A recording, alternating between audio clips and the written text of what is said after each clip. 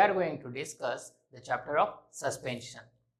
इससे पहले हमने डिस्कस किए फिजिकल फार्मास्यूटिक्स में कोलाइड्स, देन रियोलॉजी, उसके बाद में surface tension, and now we are proceeding toward the suspension and emulsion.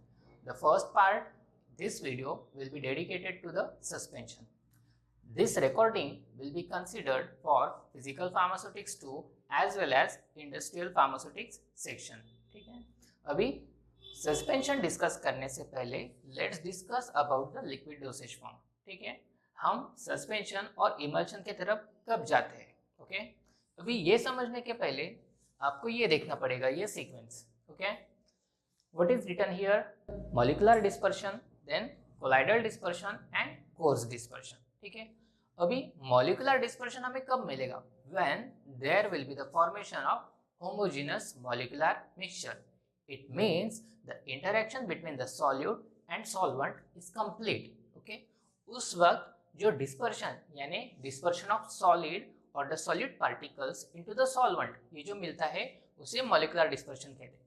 और अगर डोसेज फॉर्म की बात की जाए तो this kind of a dosage form will be known as solution where the solubility is up to the highest level. ठीक है, अभी इसके बाद में when keeping the solubility constant, okay, but increasing the size, जो डिस्पर्शन हमें मिलेगा उसे हम कहेंगे कोलाइडल डिस्पर्शन. और अगर डोसेज फॉर्म या फार्मास्यूटिक्स की टर्मिनोलॉजी यूज की जाए तो इस कंडीशन को हम कहते हैं colloids. Okay, hydrophilic colloids, lyophilic colloids. ठीक है, यहाँ पे चेंज क्या हुआ? ठीक है, यहाँ पे सॉल्युबिलिटी तो एक अच्छे खासे लेवल पे मेंटेन्ड है, but we have increased size. Size increase होने की वजह से जो डिफरेंस क्रिएट होते हैं वो हमने कोलाइड चैप्टर में ऑब्जर्व किए. The first will be the appearance. ठीक है, अभी इसके बाद में जो थर्ड टाइप आता है वो है कोर्स डिस्पर्शन. कोलाइड्स थोड़ी साइज ज्यादा है और कोर्स में रिलेटिवली और ज्यादा. ठीक है, बट इसके साथ में और एक इंपॉर्टेंट चेंज जो होता है वो है सॉल्युबिलिटी.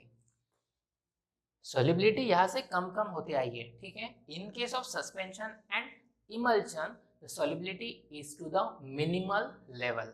ठीक है, सो उस वक्त जब आपको लिक्विड डोसेज फॉर्म ही देना है या लिक्विड डोसेज फॉर्म ही डेवलप करना है तो जो डोसेज फॉर्म हमें डेवलप करना पड़ेगा वो रहेगा suspension and emulsion. In case हमारे ड्रग कैंडिडेट की सॉल्युबिलिटी वाटर में अगर बढ़ जाती है थोड़ी भी, ठीक है, और साइज रिडक्शन पॉसिबल नहीं होता तो हम कोलाइड्स पे जाएंगे. But when solubility is good, size reduction is also possible, in that case we will proceed toward the solution. So ये था एक basic technical aspect behind the selection of the dosage form for a formulator. Which dosage form? Suspension और emulsion. ठीक है, सो कहने की बात यह है कि यहाँ पे ठीक है साइज तो एक लेवल तक बढ़ती जा रही है, बट उसके साथ में जो मेजर थिंग है वो है सॉल्युबिलिटी का कम रहना. तब आपको ऐसा लिक्विड डोसेज फॉर्म पकड़ना पड़ेगा जो रहेगा सस्पेंशन और emulsion. Now we will discuss the suspension. Now we will discuss the definition of suspension. Suspension की डेफिनेशन क्या कहती है? These are the liquid dosage form containing finely divided insoluble material which are dispersed throughout the suspending medium by virtue of surfactant or suspending agent in a vehicle in which the suspended material shows minimum degree of solubility and thus forming thermodynamically stable system. See, ये definition में मैंने जहां जहां पे pause लिए, जो word आपको highlights किए उनका मीनिंग आपको समझना है. And this gives us the clear understanding of the suspension topic. अभी ये सबसे पहले है क्या? Liquid dosage form. ठीक है, वो हम बता सकते हैं. अभी जब सस्पेंशन डाल रहे हैं तो इसका मतलब ये नहीं कि पाउडर उठा लिया, पानी में डाल दिया या फिर किसी व्हीकल में डाल दिया, आपका सोल्यूशन तैयार हो गया. This is not the case. ठीक है, आपको सॉलिड पार्टिकल्स को या जो कुछ भी आपका सॉलिड मटेरियल है उसे एक पर्टिकुलर या एक लेवल तक आपको साइज रिडक्शन करना है और उसे यहाँ पे प्रेजेंट किया गया है in this word finally divided. Okay, finally divided यानी साइज रिडक्शन किया गया है. अभी उसके बाद में ये वर्ड क्या इंडिकेट करता है, उस ड्रग मटेरियल की या उस सॉल्यूट की सॉल्युबिलिटी, और वो कैसी है, insoluble material which is dispersed. एक आएगा आपका डिसॉल्व्ड वर्ड, डिसॉल्व्ड वर्ड आपको कहाँ पे यूज करना है, यहाँ पे, ठीक है। बट इन दोनों के केस में आपको यूज करना है dispersed, only dispersed and through out the suspending medium, यानी हमें एक यूनिफॉर्म डिस्पर्शन चाहिए। ओके, नाउ अभी हमें पता है कि सॉल्युबिलिटी ऑलरेडी कम है, तो ये जो इंटरेक्शन होने वाली है सीधे सीधे तो नहीं होगी, आपको कुछ ना कुछ थर्ड पार्टी की मदद लेनी है। So for that we are using the surfactant और the suspending agent in a vehicle, ठीक है। अभी मैं इसे और अगर ठीक से करना चाहूँ तो इसे मैंने ब्रैकेट में डाल दिया, और ये सेंटेंस अभी यहां से स्टार्ट करते हैं, insoluble material disperse through out the suspending medium, ठीक है। यानी आपका जो यहाँ पे सस्पेंडिंग मीडियम या फिर ये व्हीकल जो है, ठीक है, in which the suspended material, यानी ये जो आप यूज कर रहे हो, it shows the minimum degree of solubility, okay. और एट द एंड हमें कहाँ तक रीच करना है, we have to reach up to here, we have to form a thermodynamically stable system and this forms a proper definition of suspension। अभी suspension कहा जाए या इमल्शन कहा जाए, ये आइडियल कब बनता है, ठीक है। जो दो बेसिक पॉइंट्स है वो मैंने आपको बोर्ड पे प्रेजेंट किए। First, the very first point will be the if your drug is relatively insoluble in water, in that case we have to proceed for the suspension और इमल्शन, ठीक है। अगर वाटर के साथ थोड़ा बहुत तो भी इंटरेक्ट कर रहा है ना, तो we will proceed toward the suspension. But अगर वाटर के साथ उसकी पक्की दुश्मनी है, ठीक है, आपको ऑयल या ऑयल मतलब लायोफोबिक सॉल्वेंट ही लगेगा, in that case we will use the emulsion, ठीक है। So this is the first point. And second point, the drugs which are unstable in aqueous liquid over extended period of time, ठीक है। अगर practical की बात की जाए pharmaceutics 1 की या फिर PP2 की, जबरदस्ती टीचर को दिखाने के लिए हम थोड़ा बहुत जोर जबरदस्ती करके सस्पेंशन बना देते, बट वही अगर सस्पेंशन की बोतल 6 घंटे के बाद में, यानी दोपहर को 12 बजे प्रैक्टिकल खत्म हो गया और 5:30 बजे देखिए तो फिर से फेस सेपरेशन हुआ मिलेगा, ठीक है। तो ऐसा नहीं चलता है। अगर हमें एक्सटेंडेड पीरियड ऑफ टाइम यानी 1.5-2 साल के लिए सस्पेंशन बनाना है, तो अच्छा खासा प्रॉपर फॉर्मुलेशन लगेगा और सिर्फ शेक करके काम नहीं बनता है। So in this case we have to use the proper suspension where the drugs which are unstable in aqueous liquid over the extended period of time. So ये दो थी requirement when we have to proceed toward the suspension. Third point, classification of suspension. Suspension को हम कौन से basis पे classify कर सकते हैं? देयर आर 5 पॉइंट्स, इससे ज्यादा भी मिलेगा आपको, ठीक है, but this are the important one. जो पहला पॉइंट आता है वो है रूट ऑफ एडमिनिस्ट्रेशन, यानी हम ओरल रूट के बेसिस पे क्लासिफाई कर सकते हैं the suspension which we have to give by the oral route और द पैरेंटरल रूट, ठीक है, या फिर टॉपिकल और व्हाटएवर पॉसिबल एप्लीकेशंस। उसके बाद में समझ के लो, ये सेकंड जो आ रहा है कॉन्सेंट्रेशन, ठीक है, कॉन्सेंट्रेशन ऑफ ड्रग और द सस्पेंडेड मटेरियल। यहाँ पे सस्पेंशन को हम क्लासिफाई करेंगे as a dilute suspension, as a concentrated suspension. ये बहुत ज्यादा इंपॉर्टेंट पॉइंट है। On the basis of concentration it can be divided as dilute suspension and concentrated suspension. Third one is the size of suspended particles. अब ये favourite point बनता है आपको एमफॉर्म में जाने के बाद में। वाई सस्पेंशन को अगर क्लासिफाई करना, नैनो सस्पेंशन, नैनो इमल्शन, इसका मतलब क्या होता है कि नैनो लेवल तक साइज रिडक्शन किया गया है। Micro suspension, then colloidal suspension, ठीक है। So on the basis of size of suspended particles the suspension are classified. Now degree के लेवल पे ये वाली चीज इंपॉर्टेंट है, on the basis of electrokinetic nature of suspended particle, यानी आप जो बोलते हो फ्लॉक्यूलेटेड और डीफ्लॉक्यूलेटेड, वो वर्ड आता है इस हेडिंग के under. Flocculated suspension and deflocculated suspension, यानी वो सस्पेंडेड पार्टिकल्स और द एग्रीगेट कैसे बिहेव कर रहा है on the basis of their electrokinetic nature, ठीक है। At the end there is a rheology. हाँ, ये 5th पॉइंट काफी बार ट्रिकी साबित होता है, whether it's our internal test और द जीपैट। ठीक है, कौन से टाइप का सस्पेंशन कैसे रियोलॉजी फॉर्म करेगा, सो ये हम इसके अंदर डिस्कस करेंगे। And this was about the introductory part of suspension, and now we are moving towards the type of aggregate or the particles or the type of suspended material in a suspension.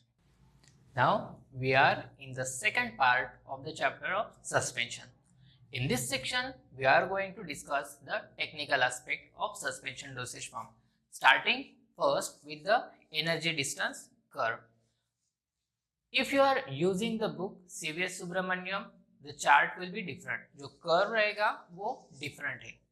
मैंने जो reference use किया है I have mentioned it in the video of colloids, and the same graph is also explained in the video of colloids. Now we will discuss this curve from the suspension formulation point of view. ठीक है, अभी जो y axis है, okay, this vertical, ये indicate करता है energy levels को। Above this energy will be positive, below this energy will be negative. अभी सीधे सीधे अगर एनर्जी की बात करें और हम रिकॉल करें सरफेस टेंशन का chapter, I have mentioned energy available है यानी क्या, आप काम कर सकते हो। ठीक है, दिस एनर्जी और specially the surface free energy, if it is available you can do some work. ठीक है, and work is directly associated with the increase or decrease in the surface area. और surface area बढ़ रहा है यानी हो क्या रहा है, either you are going toward the flocculated state or you are moving toward the deflocculated or completely dispersed state. ये सब कब होगा, on the basis of availability of energy. ठीक है, and this energy is directly linked with the inter particle distance. ठीक है, सो यहाँ पे जो हम डिस्कस कर रहे हैं that is the inter particle interaction.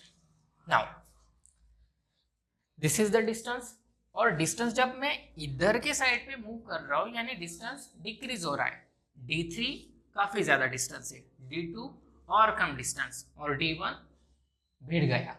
ठीक है, पूरा कम डिस्टेंस यानी एक्सीडेंट हो गया पार्टिकल्स का। अभी if we are at the D3, this point is known as the secondary minimum.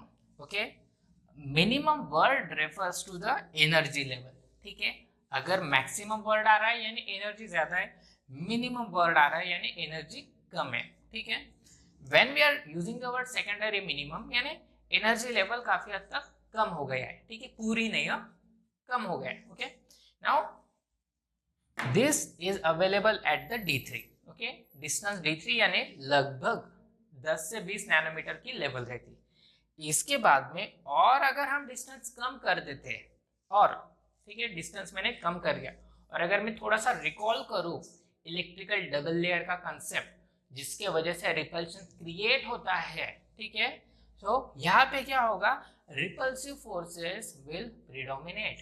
ठीक है, और डिस्टेंस अगर कम कर दिया जाए, और उसके साथ में, ठीक है, इसके साथ में और क्या होता है, energy level increases, and this point is known as the primary maximum. Okay, and beyond this, और अगर डिस्टेंस में कम करते जाओ, ठीक है, तो एक लेवल आएगी कि जहां पे इलेक्ट्रिकल डबल लेयर या तो आपका ब्रेक हो जाएगा या फिर, ओके, या तो इलेक्ट्रिकल डबल लेयर ब्रेक हो जाएगा या फिर अट्रैक्टिव फोर्सेस इतने ज्यादा बढ़ जाएंगे, ठीक है, your energy will be consumed to form the attractive forces.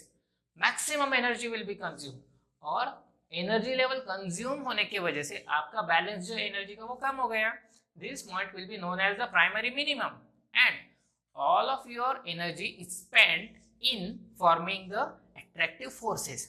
अभी रिपल्शन या फिर दूसरी तरफ मूव होने के लिए एनर्जी नहीं बची, और उसके साथ में जो इतने बड़े अट्रैक्टिव फोर्सेस फॉर्म किए गए उसे ओवरकम करने के लिए भी एनर्जी नहीं बची।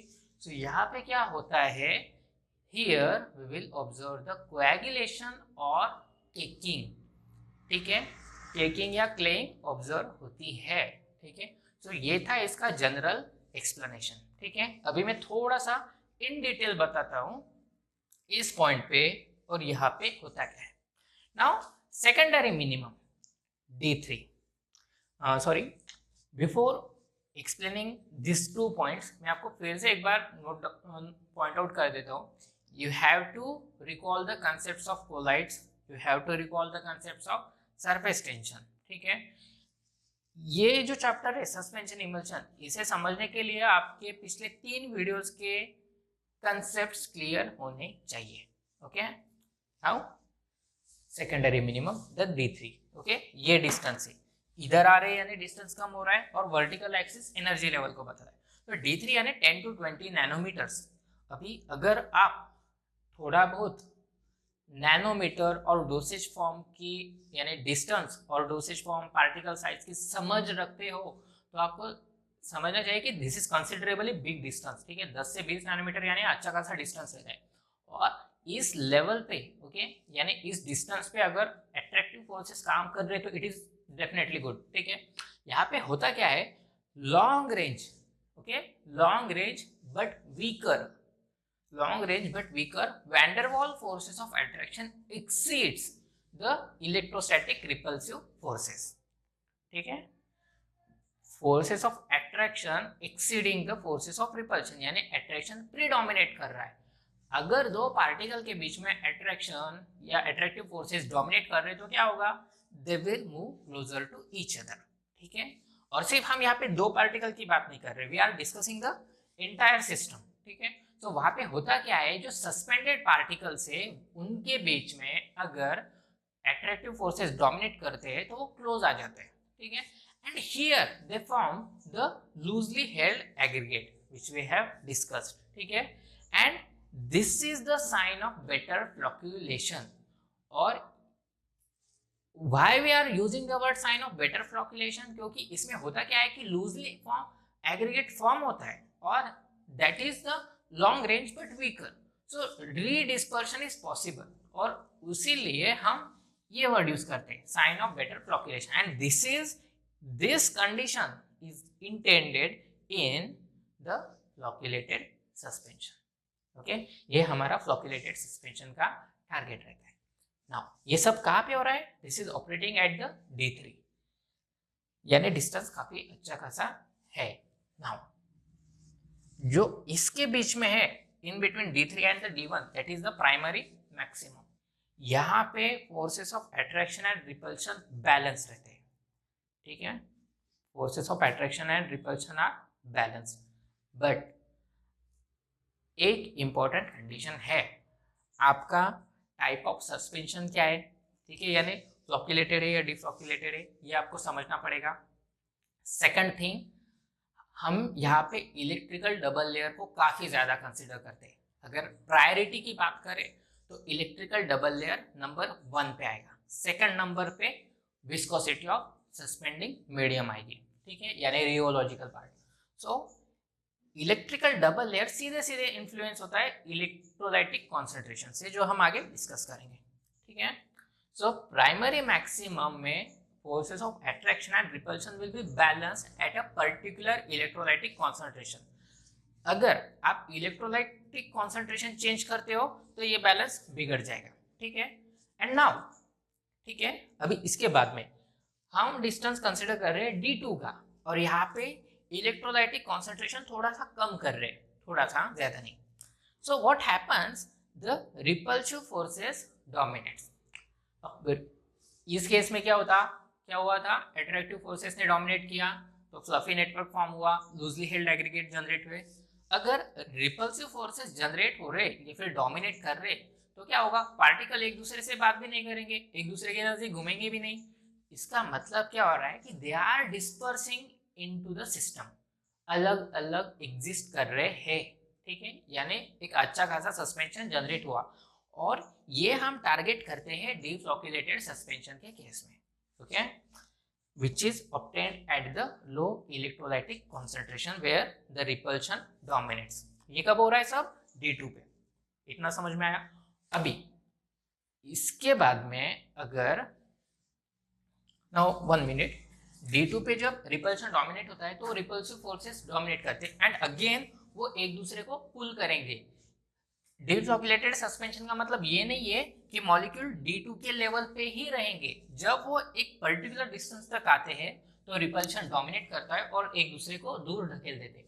फिर से जब वो किसी और पार्टिकल के नजदीक आएंगे, again same story will happen and they will not stick और interact closely with each other. So this was about the potential energy and energy distance curve.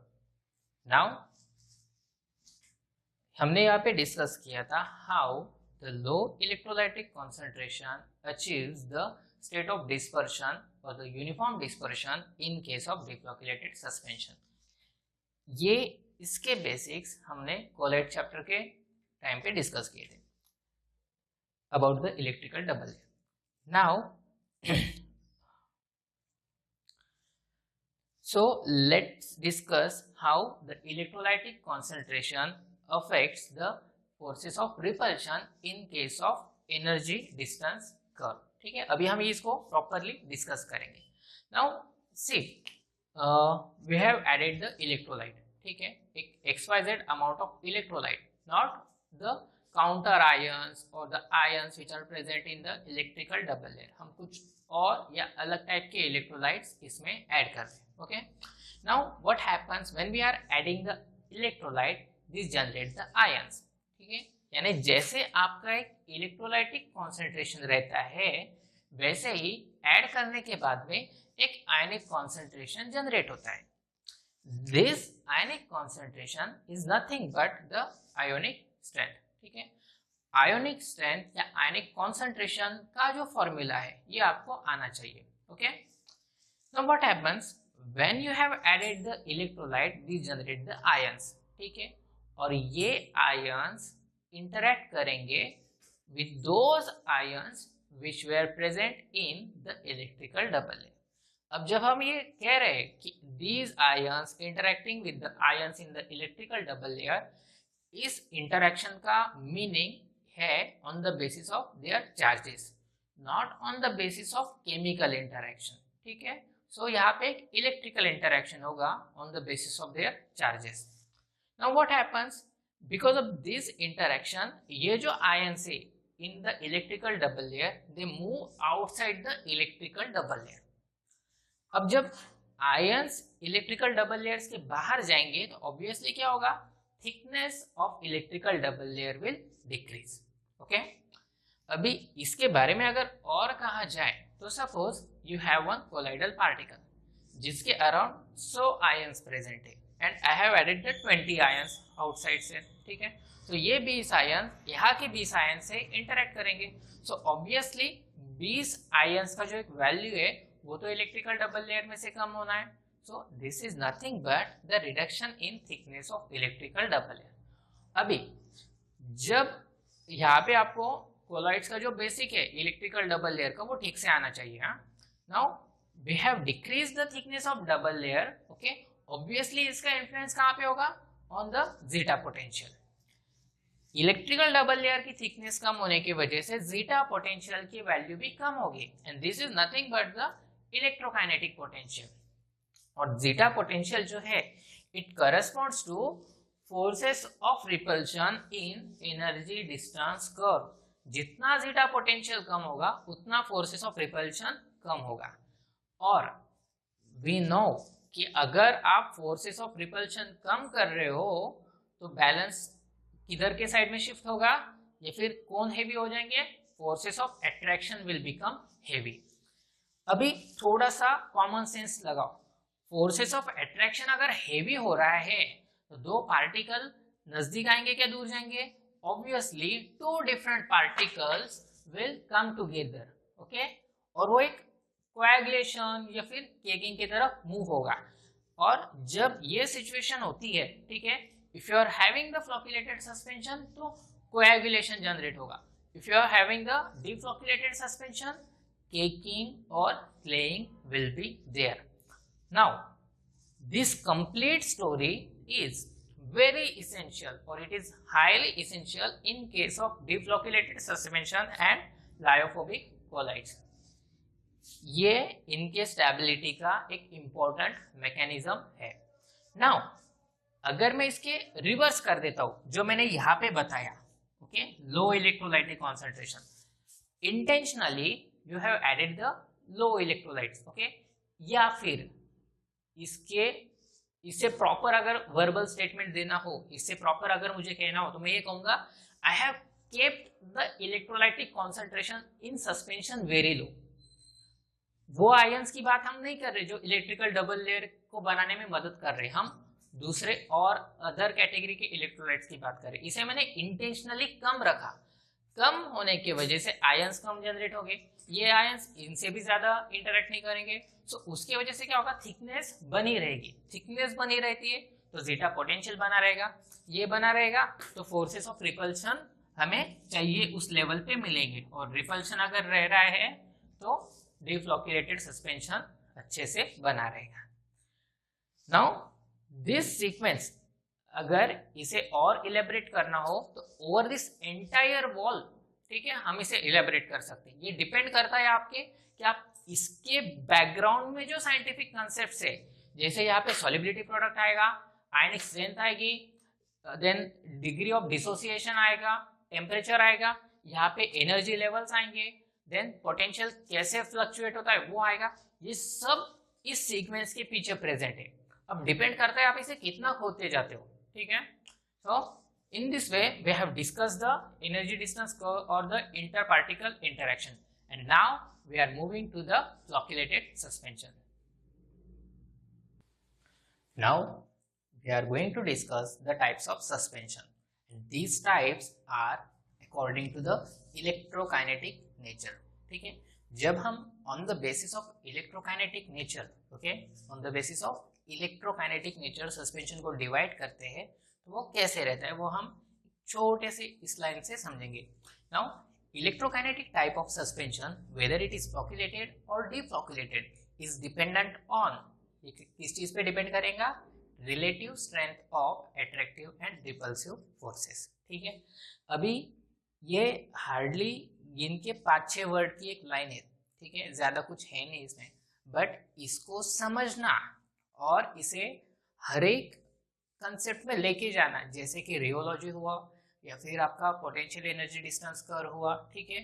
सो जब आप डिफ्लोक्यूलेटेड या फ्लोक्यूलेटेड पढ़ रहे हो और ये चीज ध्यान में रखना, ये काफी ज्यादा इंपॉर्टेंट है, ठीक है। अगर इसे और सिंप्लीफाई करना हो तो आपके सामने बॉलर या तो फास्टर है या फिर स्पिनर है, बट पिच है कैसी ये आपको याद रहना चाहिए खेलते हो। तो ये उसी तरह है, ये एक फाउंडेशन बनाता है फ्लोक्यूलेटेड और डिफ्लोक्यूलेटेड सिस्टम का, एंड देन उसके बाद में आप कौन सा कॉन्सेप्ट डिस्कस कर रहे हो ये उसे समझने में हेल्प करेगा। Now the flocculated suspension. Flocculated suspension को अगर बताना हो तो flocculated suspension refers to formation of loose aggregate of discrete particles. अभी मैं जब यहाँ पे या हम कह रहे कि फ्लोक्यूल्स, फ्लॉक्स, ठीक है, तो ये फॉर्म होता है, मींस लूज एग्रीगेट फॉर्म होते हैं किससे, डिस्क्रीट पार्टिकल्स, ठीक है, जो पार्टिकल्स हमने सस्पेंशन में सस्पेंड किए थे, ठीक है। Now it refers to the formation of loose aggregate of discrete particles. Now these particles are held together in an aggregated form by physical adsorption over a suspending agent. अभी जब loose aggregate form हो रहा है, I agree, ठीक है, मैं इसे सहमत हूं कि एग्रीगेट फॉर्म हो रहा है, बट ऐसा नहीं है कि वो सारे के सारे पार्टिकल्स ड्रग्स के ही रहेंगे। उन्हें साथ में जोड़े रखने के लिए या फिर उन्हें साथ में बनाए रखने के लिए आपको एक मैक्रोमोलिक्यूल लगता है। This macromolecule or the suspending agent could be the surfactant, polymer or the colloidal particle. ये डिपेंड करेगा आपने किस टाइप का फॉर्मुलेशन बनाया है, ठीक है, but there will be the aggregation, ठीक है, एक फ्लोक्यूल फॉर्मेशन होगा। नाउ फ्लोक्यूलेशन ये एक स्टेट है, ठीक है, डिस्पर्शन की, it is a state of dispersion, जैसे मैंने यहाँ पे स्टेट ऑफ फ्लोक्यूलेशन रखा है। इसमें होता क्या है कि डिस्टेंस बिटवीन टू पार्टिकल्स, ठीक है, अभी यहाँ पे मैं मैक्रोमोलिक्यूल को नहीं कंसीडर कर रहा हूँ, मैं सस्पेंडेड मटेरियल को कंसीडर कर रहा हूँ। डिस्टेंस डिक्रीजेस, जो हमने एनर्जी डिस्टेंस कर्व में D3 के पॉइंट आउट किया था, ठीक है, that distance decreases up to the energy level of secondary minimum. और वहां पे हमें फ्लोक्यूलेशन मिलता है, ठीक है, जो हमने अभी थोड़ी देर पहले डिस्कस किया। नाउ ये हो गया एनर्जी डिस्टेंस कर्व के बारे में। Now sedimentation in flocculation. Sedimentation जो रहता है अभी यहाँ पे as compare to discrete particle, floccule की साइज ज्यादा रहेगी। सो यहाँ पे आपका डेंसिटी वाला कंसेप्ट आपको अप्लाई करना है। एक छोटा पार्टिकल और एक फ्लोक्यूल पूरा, कौन हैवी रहेगा? ऑब्वियसली फ्लोक्यूल हैवी रहेगा। साइज किसकी ज्यादा है? फ्लोक्यूल की ज्यादा है। सो नीचे गिरेगा कौन पहले? ऑब्वियसली फ्लोक्यूल गिरेगा। So the rate of sedimentation will be higher, height as well as volume of sedimentation will be higher in case of flocculation, and these two things will be more as compared to the deflocculated suspension, ठीक है। इसके वजह से या फिर इसके basis पे जो हम कैलकुलेट करते हैं वो रहता है डिग्री ऑफ फ्लोक्यूलेशन, ठीक है। So degree of flocculation will also be higher. So ये होता है सब फ्लोक्यूलेटेड सस्पेंशन के केस में। अभी फ्लोक्यूलेटेड सस्पेंशन का मैंने फॉर्मुलेशन नहीं बताया आपको, मैंने बस इसके फाउंडेशन बेसिक्स से ये जो आपको लगने वाले इन कंपैरिजन टू द डिफ्लोक्यूलेटेड वो बताए। सेडिमेंटेशन के बाद में जो कंसेप्ट रहता है वो है the rheology. Now according to the type of formulating agents which are used in the flocculated suspension, ये आपको स्यूडोप्लास्टिक फ्लो भी देगा और प्लास्टिक फ्लो भी देगा, ठीक है। ठीक से सुनो, जब मैं रियोलॉजी का चैप्टर पढ़ा रहा था तब मैंने प्लास्टिक सिस्टम पे जोर दिया था, ठीक है। इफ अगर कोई फॉर्मुलेशन कंडीशन नहीं दी गई है तो आपका आंसर आएगा प्लास्टिक सिस्टम, ठीक है। If there is any formulation condition given and that includes the higher concentration of polymers, in that case pseudoplastic will be there, ठीक है। अभी यहाँ पे प्लास्टिक फ्लो मेजर आंसर क्यों आता है? क्योंकि जब तक फ्लॉक बने रहते हैं सस्पेंशन में तब तक विस्कोसिटी नहीं बढ़ती, आपने shear रेट shear स्ट्रेस लगाने के बाद भी। बट एक सर्टेन पॉइंट के बाद, एक shear स्ट्रेस के बाद जब फ्लॉक्स ब्रेक होते हैं तो उसके बाद में आपको मिलते हैं डिस्क्रीट पार्टिकल, और इन्हें आगे पुश करने में, इन्हें आगे फ्लो करने में हमें ज्यादा मेहनत नहीं करनी पड़ती। सो इसके बाद में shear रेट और shear स्ट्रेस का लीनियर कर्व मिलता है, और यहाँ पे ये कर्व जो रहेगा this will be like this, और ये जो एक्स्ट्रापोलेट होता है this will be your plastic viscosity, ठीक है। और ये टाइप जो मिलेगा कर्व का या रियोग्राम का, उसके बेसिस पे हम कहेंगे it is a plastic flow. पर अगर पॉलीमर का कॉन्सेंट्रेशन ज्यादा है, ठीक है, और विस्कोसिटी कम है, ठीक है, सस्पेंडिंग मीडियम की, तो लीनियर मिलेगा कर्व, ठीक है, लीनियर नहीं सॉरी फ्रॉम द ओरिजिन, और इस टाइप के कर्व को कहेंगे हम स्यूडोप्लास्टिक, ठीक है। So this is about the rheology of flocculated system. Now we will discuss the deflocculated, और उसके बाद में हम सस्पेंशन का फॉर्मुलेशन कंसीडर करेंगे, ठीक है। So let's start the deflocculated systems. Now we are going to discuss the deflocculated suspension. Definitely it is on the basis of electrokinetic type, ठीक है। डिफ्लोक्यूलेटेड का सीधा सीधा मीनिंग क्या है कि फ्लोक्यूलेशन स्टेट अचीव ना होना। इसका मतलब है पार्टिकल्स या फिर सस्पेंडेड पार्टिकल्स डिस्क्रीट फॉर्म में एग्जिस्ट करते हैं, they are not coming together at all and remaining uniformly suspended into the suspending medium, ठीक है। ये इसका सीधा सीधा मीनिंग है। अभी बस यहाँ पे चीजों को समराइज किया गया है under the heading of deflocculated suspension. Now deflocculation यानी क्या कि पार्टिकल्स डिस्क्रीट फॉर्म में एग्जिस्ट कर रहे हैं, they are remaining into the suspended form. ये हो क्यों रहा है? जब हम डिफ्लोक्यूलेटेड सस्पेंशन बना रहे थे तो हमने इंटेंशनली क्या किया कि इलेक्ट्रोलाइट कॉन्सेंट्रेशन इसे लो रहने दिया। उसकी वजह से क्या हुआ? रिपल्शन अच्छा खासा हमें मिल गया। रिपल्शन रहने की वजह से क्या हो रहा है कि पार्टिकल्स नजदीक नहीं आ रहे, और उसके वजह से क्या होता है कि वो सस्पेंडेड फॉर्म में एग्जिस्ट करते हैं। अभी यहाँ पे जो पैरामीटर है दैट इज द सेडिमेंटेशन, इस पे डिफ्लोक्यूलेटेड स्टेट का क्या इम्पैक्ट होता है, क्या इन्फ्लुएंस होता है, ये हम देखेंगे। बिकॉज ऑफ सेडिमेंटेशन, ठीक है, sorry, because of this deflocculated state the slow sedimentation is observed. अभी स्लो सेडिमेंटेशन क्यों होता है, क्योंकि फ्लोक्यूलेटेड स्टेट में क्या हो रहा था, नाउ फ्लोक्यूलेटेड स्टेट में क्या हो रहा था कि फ्लोक्यूल्स की साइज को या डेंसिटी को ये ज्यादा थी, डेंसिटी ज्यादा होने की वजह से उनका जो स्पीड था सेडिमेंट होने का वो भी ज्यादा रहता था, और बॉटम में जो सेडिमेंट जनरेट होता था उसकी भी हाइट या वॉल्यूम ज्यादा रहती थी। हम अभी डिस्कस कर रहे हैं डिस्क्रीट पार्टिकल्स, छोटे छोटे पार्टिकल से, अभी वो जल्दी धड़ाम से गिरेंगे तो नहीं, ठीक है। डेंसिटी का जो आर्किमिडीज प्रिंसिपल रहता है वो यहाँ पे इन्वॉल्व हो जाएगा। So their rate of sedimentation will be slow, as well as at the bottom height and the volume of sedimentation will also be low। पर यहाँ पे एक डिफरेंस है, फ्लोक्यूलेटेड स्टेट में सेडिमेंट अगर बन भी गया तो उसे रिडिस्पर्स करने में कोई आसानी नहीं रहती थी, ठीक है, इजीली रिडिस्पर्स हो जाता था।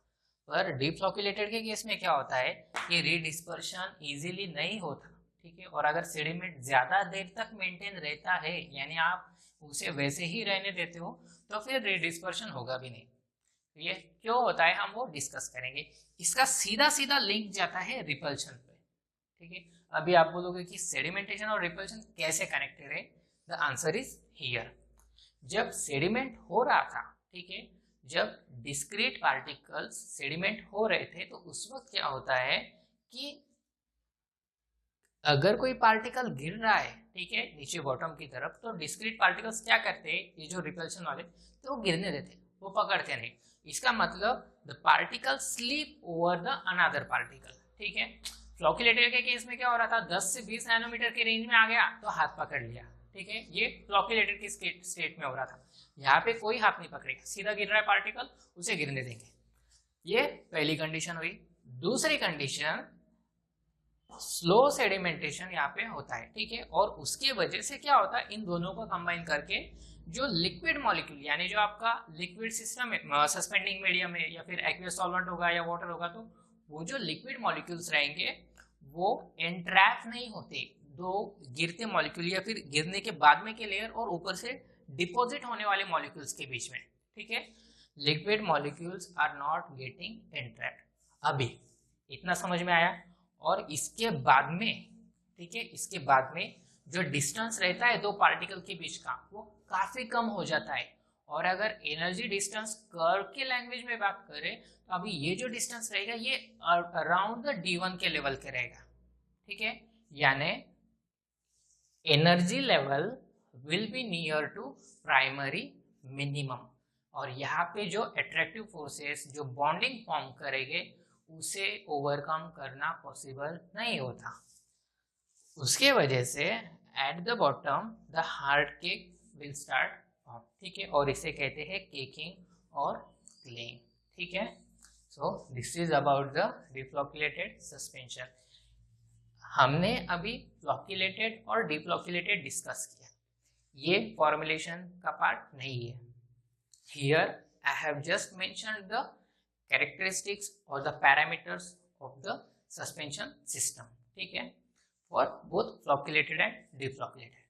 And now we are moving toward the second part of our chapter, that is the formulation of suspension. Before moving to the next part, we have to discuss the rheology of deflocculated suspension. मैंने फ्लोक्यूलेटेड suspension के बारे में कहा था कि it can show both plastic as well as pseudoplastic type of flow depending on the formulation. अभी deflocculated suspension की जब बात करेंगे, it can show dilatant as well as Newtonian type of flow, but it will be dependent on concentration of solid particles, ठीक है। सो हम exactly अगर classify नहीं कर सकते कि flocculated show only plastic type of flow and deflocculated show only dilatant type of flow, ऐसा नहीं होता है। It will be dependent on the type of formulation.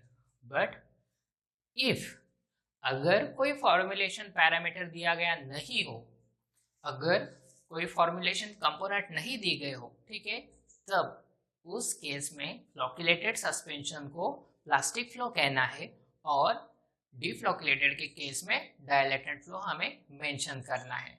Okay, so this was about the rheology. Now we are moving to the starting the second part of suspension chapter, that is the formulation and stability of formulation. Okay. So in case of formulation, we will start with the approaches used in the suspension formulation. These approaches 1 and 2 are used in case of deflocculated as well as flocculated suspension. अभी यहाँ पे जो first approach है that is the dispersion of solid. Now what is mean by dispersion of solid? Dispersion means properly disperse होना solvent system में, dissolve होना नहीं, distribution होना सॉलिड पार्टिकल्स का सस्पेंडिंग मीडियम में. जब हम बात कर रहे हैं कि प्रॉपर डिस्पर्शन होना चाहिए तो उस वक्त हमारे एक्सपेक्टेशंस क्या रहते हैं? I will expect the intimate contact of solid or the solute particle with the suspending medium. ठीक है, एक intimate contact यानी excuse me, solubility के केस में जब हम कहते हैं कि एक सिंगल solute molecule और उसके अराउंड solvent molecule, ये हम solubility के केस में कहते हैं.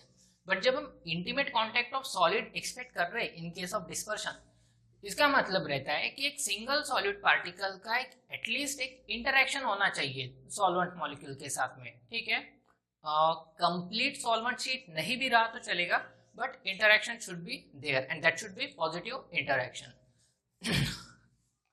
अभी यहाँ पे जो फैक्टर मतलब अफेक्ट करेगा वो रहेगा particle size of suspended material and size distribution. अभी ये दो चीजों का आपने माइक्रोमेटिक्स में अच्छा खासा पढ़ा होगा. ठीक है, पार्टिकल साइज की अगर हम बात करें तो पार्टिकल साइज अगर नहीं हो रहा है, कुछ 5 माइक्रोन के साइज पे डिस्पर्शन नहीं हो रहा है, तो हम क्या करेंगे? ऑब्वियसली हम उसका साइज रिडक्शन करेंगे. ठीक है, means we will decrease the particle size. But इसके साथ में एक डिफिकल्टी है. जब हम पार्टिकल साइज रिड्यूस करते हैं तो उस वक्त क्या होता है कि एयर का एब्जॉर्प्शन होता है पाउडर बेड पे. ठीक है, और जब आप ऐसे पाउडर को लिक्विड में ऐड कर रहे हो तो उस वक्त क्या होता है कि ये जो एब्जॉर्ब एयर है इसे रिमूव करना डिफिकल्ट हो जाता है. For example in case of talk जहाँ पे एब्जॉर्ब एयर ज्यादा रहता है. सो वैसे ही ड्रग पार्टिकल के केस में क्या होगा, अगर एयर एब्जॉर्प्शन अच्छा खासा रहता है तो उस वक्त उस एयर को by the liquid molecule displace करना डिफिकल्ट हो जाएगा. और उस केस में जो हमारा ये गोल है इंटीमेट कांटेक्ट अचीव करना या डिस्पर्शन अचीव करना, ये पॉसिबल नहीं होगा. ठीक है, this is nothing but the wetting process जो आपने सरफेस टेंशन में डिस्कस किया.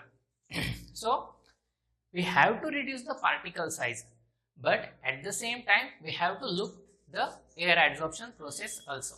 ठीक है, अभी इसका सोल्यूशन क्या है? वो रहेगा सरफेक्टेंट एंड कोसॉल्वेंट, जो हम आगे चल के डिस्कस करेंगे. सो पार्टिकल साइज का कंसेप्ट यहाँ पे आपको समझ में आया होगा. इसके बाद में particle size distribution. Now particle size मतलब क्या कि 5 माइक्रोन का डायमीटर होना या 4 माइक्रोन की पार्टिकल साइज होना, ये हो गया उसका पार्टिकल साइज. बट उसका अगला कंसेप्ट जो है वो है पार्टिकल साइज डिस्ट्रीब्यूशन, यानी 4 माइक्रॉन्स के कितने पार्टिकल है या कितने परसेंटेज है उसमें, देन अबाउट 10 माइक्रॉन्स का कितना परसेंट है. सो विद द साइज कितना परसेंटेज है वो रहेगा आपका particle size distribution.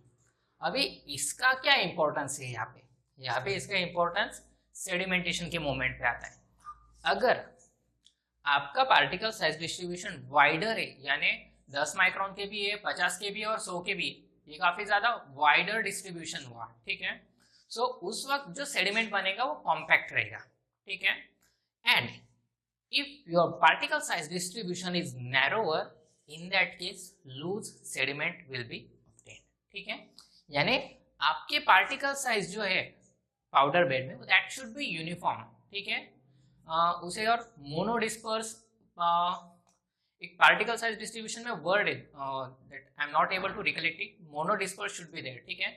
So that type of particle size distribution is expected here. Okay, now अगर नेचुरली या ऑटोमेटिकली हमें ये डिस्पर्शन की स्टेट मिल जाती है तो ओके, पर अगर नहीं मिलता है तो उस केस में हम क्या करेंगे? इन that case to achieve the uniform dispersion or the wetting process or the intimate contact of solid, what we will do, we will use either surfactant or polymers or we will use the concept of co-solvency. मैं one by one आपको बताता हूँ. Surfactant और polymers का concept में क्या रहता है? अगर सर्फेक्टेंट चार्ज्ड है, मींस कैटायनिक है, अनायनिक है, ठीक है, उस केस में वो इलेक्ट्रोलाइट की तरह जो मैकेनिज्म है वो फॉलो करेगा, ठीक है. आई विल एक्सप्लेन हियर, ठीक है. बट कहीं ना कहीं इलेक्ट्रिक डबल लेयर को वो टारगेट करेगा. अगर आप नॉन आयनिक सर्फेक्टेंट यूज कर रहे हो या पॉलीमर्स यूज कर रहे हो तो उनका मैकेनिज्म क्या रहेगा? On the long chains of the polymer और suspended particles will get absorb और इनकी खुद की सॉलिबिलिटी अच्छी खासी होने की वजह से वो हमारे जो पार्टिकल्स है वो सस्पेंडेड फॉर्म में बने रहेंगे, ठीक है. The second method we have to use for the dispersion is the cosolvency और द यूज ऑफ को-सॉल्वेंट्स. अब ये है क्या और कैसे करेंगे? Cosolvents means what? For example methanol या इथेनॉल आप ले सकते हो. हमें पता है कि ethanol methanol are very highly miscible with the water, ठीक है, इनका दोनों का कोई प्रॉब्लम नहीं है. अभी अगर हमारे ड्रग पार्टिकल वाटर में डिजोल्व नहीं हो रहे बिल्कुल, तो हम क्या करेंगे? We will add them first into the cosolvent, for example any polar solvent, ठीक है. उसमें ऐड होने की वजह से क्या होगा? ये ड्रग पार्टिकल के अराउंड अच्छी खासी सॉल्वेंट शीट फॉर्म करेंगे and then this mixture is added into the original vehicle. In this way cosolvents are used for the dispersion. Till now we have discussed the formulation of suspension. Now we are moving toward the stability of suspension. In this section the physical stability aspect is given and here the electrical stability aspect is given. जब हम physical stability की बात करते हैं, ठीक है, सबसे पहले तो हम सस्पेंशन बनाने की नौबत क्यों आई हमारे पे? क्योंकि हमारा ड्रग वाटर में सॉल्युबल नहीं हो रहा था, अच्छे से सॉल्यूशन नहीं फॉर्म कर रहा था. फिर उसके बाद में हमने क्या सोचा? अगर पानी में ही डाल के देना है, ठीक है, तो हम क्या करेंगे? साइज रिड्यूस करेंगे. कोलाइडल के लेवल तक आए, नहीं हुआ, और कम किया अभी तो थोड़ा बहुत पानी में जा रहा है, it is showing minimal solubility. पर अभी इसके बाद में प्रॉब्लम क्या हुआ? हमने सर्फेक्टेंट भी ऐड किया, सब कुछ करके देखा, बट फिर भी साइज रिडक्शन करने की वजह से प्रॉब्लम क्या हुआ? ठीक है, पार्टिकल साइज जब रिड्यूस करते हैं तो उसके साथ में बढ़ता है पार्टिकल सरफेस एरिया, ठीक है. पार्टिकल सरफेस एरिया बढ़ गया. पार्टिकल सरफेस एरिया जितना बढ़ेगा उसके साथ में सरफेस फ्री एनर्जी उतनी बढ़ेगी. जितनी सरफेस फ्री एनर्जी बढ़ेगी उतनी सिस्टम जो है वो थर्मोडायनेमिकली अनस्टेबल होगा. और ये चैप्टर सस्पेंशन का अभी लिंक होता है सरफेस टेंशन के चैप्टर से, ठीक है. सरफेस टेंशन में फ्री एनर्जी के कंसेप्ट आपने जितने अच्छे से देखे होंगे उतना कम देर में ये समझ में आ जाएगा. अभी मैंने पहले क्या किया कि पार्टिकल साइज रिड्यूस किया, उसका कॉन्सिक्वेंस क्या हुआ? सिस्टम थर्मोडायनेमिकली अनस्टेबल हो गई. सिस्टम थर्मोडायनेमिकली अनस्टेबल हो रही है तो वो खुद को स्टेबलाइज करने के लिए क्या करेगी? वो एनर्जी कम करेगी, ठीक है. एनर्जी कम कैसे होगा? यहाँ पे अट्रैक्शन, ठीक है, फोर्स ऑफ अट्रैक्शन जनरेट करके एनर्जी को कम किया जाएगा.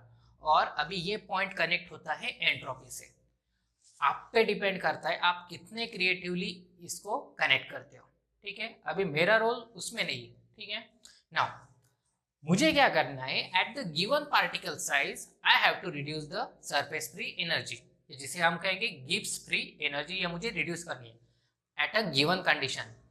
पार्टिकल साइज बढ़ाना नहीं है. मैं रिकॉल करूंगा ये equation, surface free energy is equal to change in area multiplied by surface tension, और यहाँ पे आएगा हमारा interfacial tension, tension in between the solid liquid interface, ठीक है. सो मैं सरफेस फ्री एनर्जी कम कैसे कर सकता हूं? On the basis of reducing the interfacial tension. ना चेंज होगा एरिया, बट डिक्रीज होगी सरफेस फ्री एनर्जी। ठीक है, सो अभी सरफेक्टेंट ऐड करेंगे हम, ठीक है, जो हमें इंटरफेशियल टेंशन कम करने में मदद करेंगे। पर अभी सरफेक्टेंट के तो n नंबर ऑफ टाइप्स है, ठीक है, आयोनिक है, नॉन आयोनिक है, ठीक है, ब्रांच्ड है, लीनियर है, कौन सा यूज करने का? The nature of surfactant to be added will be dependent on type of suspension. हमारा सस्पेंशन फ्लोक्युलेटेड है या डिफ्लोक्युलेटेड है। इसके बाद में जो सेकंड एस्पेक्ट हमें कंसीडर करना है, जो सस्पेंडेड मटेरियल है, जो हमारा ड्रग पार्टिकल है, उसका नेचर कैसा है। ठीक है, on these two things the nature of surfactant to be added for this purpose will be governed।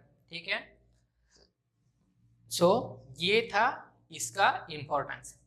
अभी ये जो इक्वेशन है जिसे मैं काफी दिनों से हाईलाइट कर रहा हूं आपके लिए, ठीक है, कि ये इक्वेशन हमें आगे काम में आने वाला है। सस्पेंशन के केस में इसका छोटा रोल है, but if we are going to study the emulsion, इसका इंपॉर्टेंस बहुत ज्यादा हो जाता है। ठीक है, आज के लिए ये इतना ही है। So this is about the physical stability of suspension. अभी सस्पेंशन की स्टेबिलिटी इवेल्युएट करने के लिए हमारे पास दो पैरामीटर रहेंगे हर बार, sedimentation height and zeta potential. ये दो पैरामीटर काफी ज्यादा इंपॉर्टेंट है। सस्पेंशन अच्छा या बुरा हम कैसे कहेंगे? On the basis of uniform dispersion of particle. जब तक यूनिफॉर्म डिस्पर्शन है सस्पेंशन अच्छा है, जिस दिन डिस्पर्शन कम हुआ उस दिन सस्पेंशन बुरा हुआ। Now we have completed the physical stability of suspension and now we will discuss the electrical stability of suspension। अभी यहाँ पे role of electrolyte in affecting the electrical double layer, ये मैं 2 बार बता चुका हूँ इसी वीडियो में, फिर से रिपीट नहीं करूंगा, ये आपको अच्छे से अभी समझना चाहिए। नाउ इलेक्ट्रिकल स्टेबिलिटी में कब कंसीडर करूंगा? अगर मैं स्ट्रक्चर्ड व्हीकल यूज कर रहा हूं या फिर मेरा सस्पेंशन कोलाइडल पार्टिकल के दम पे बना है या कोलाइडल पार्टिकल्स के बेस पे बना है, तब मुझे इलेक्ट्रिकल स्टेबिलिटी को अच्छे से कंसीडर करना है। नाउ अगर लायोफिलिक कोलाइड्स आप यूज कर रहे हो तो eight a given level of hydration, eight a given level of electrolytic concentration, these players are okay, इन्हें कोई फर्क नहीं पड़ता। ठीक है, but instead of lyophilic our suspension is based on lyophobic colloidal particles। ठीक है, उस वक्त सेंसिटिविटी बढ़ जाती है both toward the hydration and toward the electrolytic concentration। ठीक है, थोड़ा चेंज करो बड़ी गड़बड़ मिलेगी। अभी यहाँ पे क्या या फिर कौन सा रूल या प्रिंसिपल इन्वॉल्व है? तो वो है शूल्स हार्डी रूल। इसके बाद में सेकंड वन है होफमेस्टर लायोट्रोपिक सीरीज। ध्यान से सुनो, बहुत ज्यादा इंपॉर्टेंट है और अच्छे से यहाँ पे बताया गया है।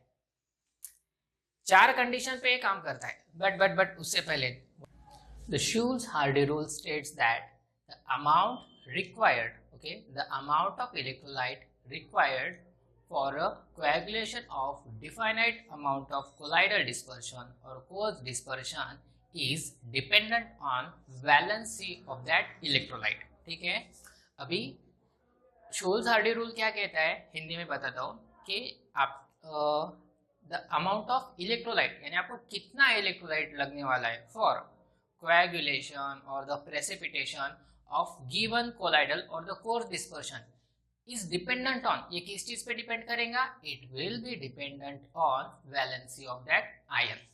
ठीक है, this is the Shul's Hardy rule। at the end क्या आ रहा है इसमें? valency of ion or the coagulating ion, precipitating ion। ठीक है, so Shul's Hardy rule के 4 कंडीशंस है। इन 4 कंडीशंस में Shul's Hardy rule ऑपरेट होता है। it will be applicable in case of lyophobic colloids। First condition. Second condition, जो ions आप add कर रहे हो एक्सटर्नली, ठीक है, इनका charge it must be opposite to the lyophobic colloidal charge, यानी लायोफोबिक कोलाइडल पे जो चार्ज रहेगा उसके अपोजिट इलेक्ट्रोलाइट अगर या आयंस आप ऐड करते हो तभी ये ऑपरेट करेगा। Second, aggregating value or the coagulation efficacy of these externally added ion will be dependent on valency of those ions. ठीक है, जो हमारे शूल्स हार्डी रूल के स्टेटमेंट में खुद ही था. फोर्थ, अभी जो इलेक्ट्रोलाइट्स या आयंस हम एक्सटर्नली ऐड कर रहे हैं हमारे कोर्स डिस्पर्शन में, it should not interact chemically with the ions of electrical double layer. उन आयंस के साथ में इसने इंटरेक्ट नहीं करना चाहिए. So this four are the conditions of Schulze Hardy rule. अभी फिर से एक बार रिकॉल करते हैं. Schulze Hardy rule, it is applicable for the lyophobic colloidal particle. ठीक है, और इसमें जो कोएगुलेशन है ये किस चीज पे डिपेंड करेगा? It will be dependent on the valency of ion.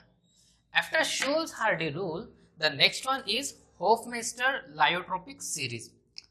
एक वर्ड आता है हाइड्रोट्रोपी और द हाइड्रोट्रोपिक, वैसे ही ये वर्ड है लायोट्रोपिक. ठीक है, सो ऑब्वियसली ये किधर जा रहा है? It will B for hydrophilic और लायोफिलिक कोलाइडल पार्टिकल. जब मैं शूल्स हार्डी रूल डिस्कस कर रहा था तो मेरे लिए इंपॉर्टेंट थी वैलेंसी ऑफ दैट आयन. ठीक है, जो आयन मुझे इलेक्ट्रोलाइट से मिलने वाला है उसके वैलेंसी पे डिपेंड कर रहा था.